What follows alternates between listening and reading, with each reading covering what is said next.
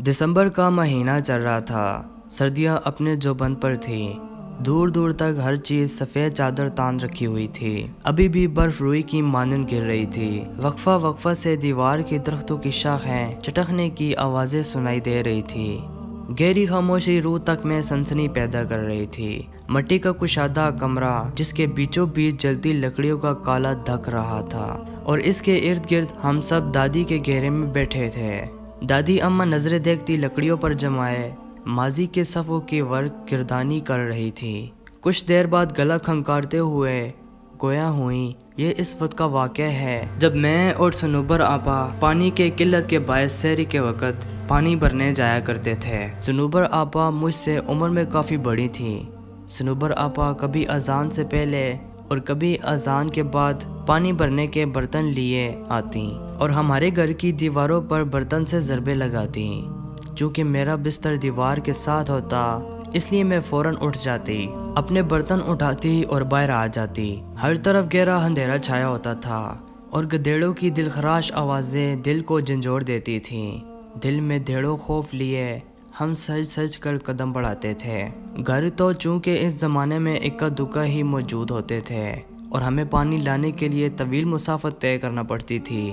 झाड़ियों में थोड़ी सी हिलचल होती तो हमारा दिल उछल के हल्क में आ पहुंचता। सनूबर आपा काफ़ी मजबूत असाब की मालिक थी, जबकि मैं काफ़ी डरपोक थी।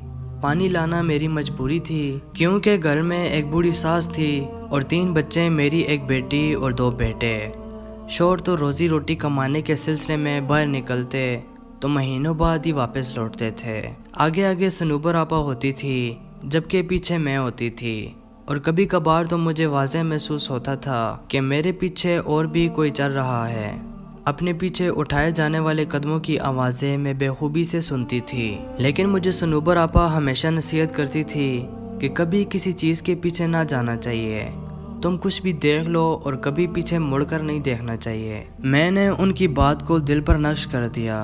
मैं अपने पीछे कदमों की छाप सुनकर ज़ोर से आंखें बंद कर लेती और दिल में आयतुल कुर्सी शुरू कर देती।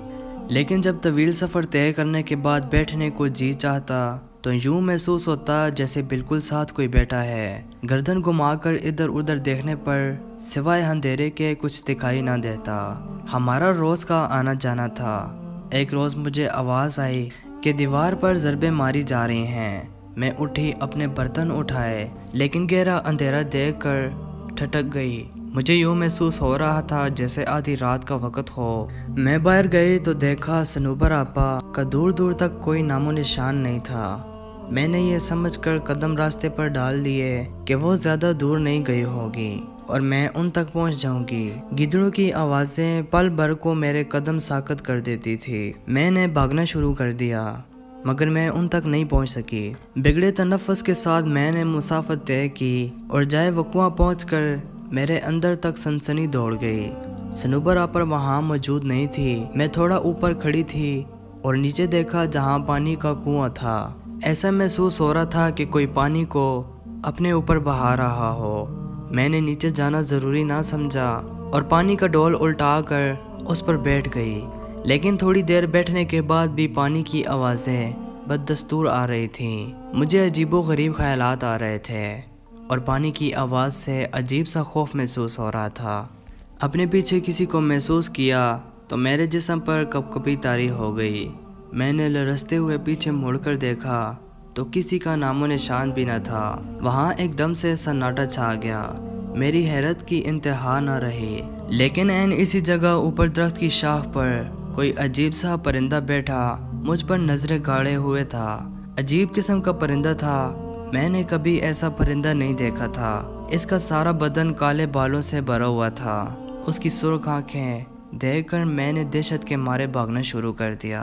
आयतुल कुर्सी मेरी ज़बान पर जारी थी और आंखें आंसुओं से लमरेज। मैंने एक मिनट के लिए भी रास्ते में रुकना मुनासिब नहीं समझा और अपने घर के पास पहुंचकर दरवाजे की तरफ हाथ बढ़ाया कि इसी वक्त सनूबर आपा अपने घर का दरवाज़ा खोलकर बाहर निकल आए। उनके पास ढोल भी थे और मैं दरवाजे का पट खोलना चाह रही थी, लेकिन अपना तवाज़न बरकरार न रख सकी और बेहोश हो गई। मेरे इर्द गिर्द सब जमा थे। सनूबर आपा के घर के सब अफराद भी बैठे थे। میں نے پانی کے لیے آواز دی تو سب لپک آئے۔ تھوڑی طبیعت بحال ہونے پر معلوم ہوا کہ آج چوتھا روز تھا اور میں مسلسل بے ہوشی کی حالت میں تھی۔ میں نے اس روز کا واقعہ سب کو گوش گزار کیا تو صنوبر آپا ماتھا پیٹ کر رہ گئی اور بولی جیسا تم کہہ رہی ہو یہ درست ہے، تو ہم اس کو معجزہ ہی سمجھیں کہ تم زندہ سلامت لوٹ آئی ہو۔ میں نے رب کا شکریہ ادا کیا۔ آج بھی بدن کی سنسنی طاری ہو جاتی ہے جب کبھی اس پانی کی آواز اور اس عجیب و غریب پرندے کا بالوں برا جسم آنکھوں کے سامنے آ جائے۔